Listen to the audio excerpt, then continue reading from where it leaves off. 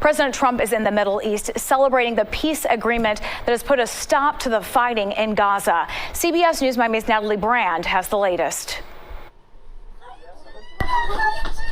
Reunited after 2 years of captivity. The 20 living hostages released today are finally embracing their families. Oh, the tears of a father. Cheers erupted in Hostage Square in Tel Aviv as crowds gathered to watch coverage of the hostages' return and President Trump's speech before Israel's parliament. This is not only the end of a war, this is the end of an age of terror and death and the beginning of the age of faith and hope and of God. President Trump, who helped broker phase 1 of the ceasefire deal, used the address to lay out his hopes for lasting peace in the Middle East and the future of Gaza.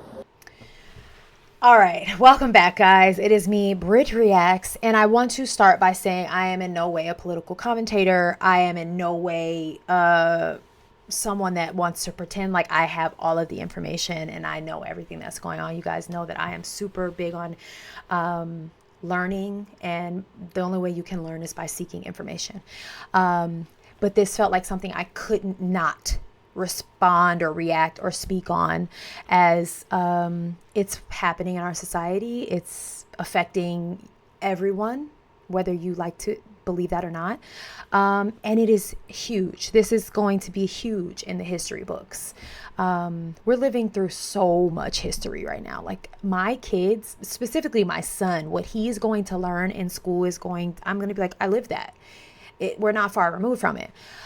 This is major. Almost 2 years to the day. Two years and what? 5 days, 6 days after the original kidnappings by Hamas. This has finally come to what feels like an end. There's some light at the end of the tunnel. And by light, I just mean like some healing, maybe some hopefully closure for the families that have been reunited, or even the ones that haven't and now maybe just know, unfortunately for sure, that their loved ones are never coming home and they don't have to live in the agony of the questions. I don't know. I can never speak for those people, but I just hope that this has released a wave of healing for everyone. I'm sure this is going to come with great debate and commentary and all the things that everything that, you know, it just comes with it. I will tell you, I have seen already, like, Trump sets up for dictatorship. I've seen so many headlines just since last night. I've been just kind of keeping my eye on it since last night. And someone commented that maybe we could take a break from all the ugliness and celebrate this because we need it. I don't know. We do need it. But unfortunately, I think we also have to just be realistic in the world that we live in. There are going to be people who find bad in everything, the same way I like to find good in everything. I saw someone compare, like, say, first it was TikTok. Trump saved TikTok and everyone praised him for that. Now everyone's praising him for this. And this is going to set him up to be able to become the new dictator of the world. And it's just like, listen. Say what you want, feel how you feel. I cannot and do not want to change that for you.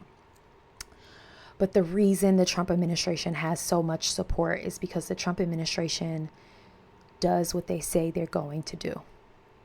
Doesn't mean you have to like it. Doesn't mean you have to agree with it. Doesn't mean the means to the end are something you want it or not. But the fact of the matter is that this administration said that they were going to end this, and they have now ended it. And people in Israel are really happy with him. Imagine not for 2 years dealing with this, and the president of the United States, no matter who this person was, he, she, whatever, solves it. They would be thankful to whomever. And rightfully so. I think the same way when the president pardons people here and their families are excited, black, white, orange, green, indifferent, their families are excited. So I don't know. I just hope we can find the good in this for the people that it's affected and not make this an American political issue. Or maybe it is one, and I'm just, again, too green, naive, and hopeful. But yeah, I don't have much more to say on this. I just wanted to play a quick little snippet of it so that we could talk about it. I want to open the floor to you all as my audience and let you guys kind of talk to me about it. Feel free to educate me. Feel free to give me information. Feel free to give me other sources. Whatever it is, I'm open to it because, again, I am not a political commentator or reactor. But this is our reality. This is our world. And this is a big, big deal. Huge deal.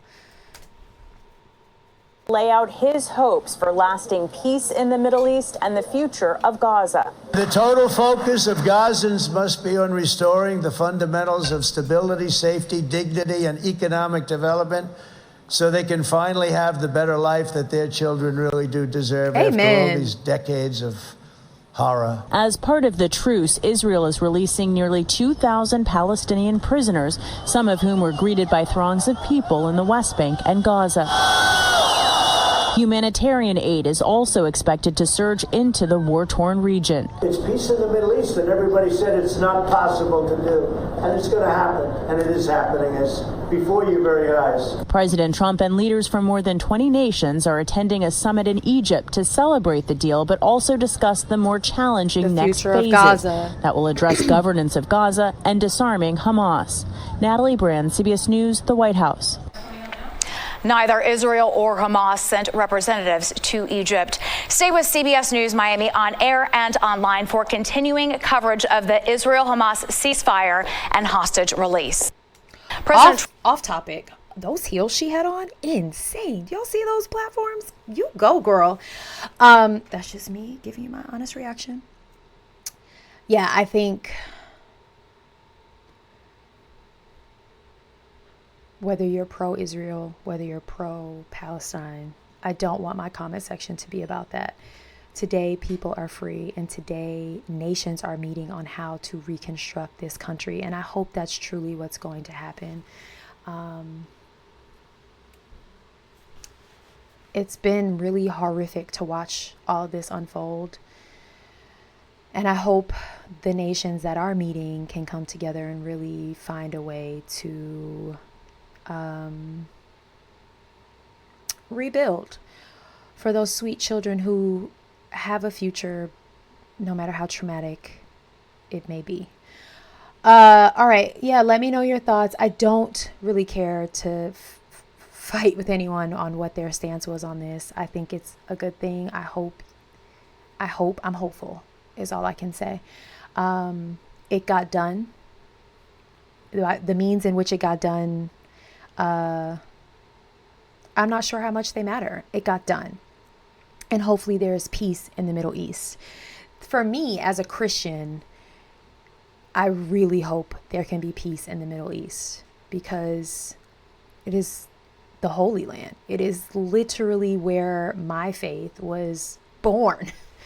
Anyway, let me know how you feel about it. If you cannot be kind in the comments, I am begging you, go somewhere else and be ugly. I don't want it in my comments. It's not necessary.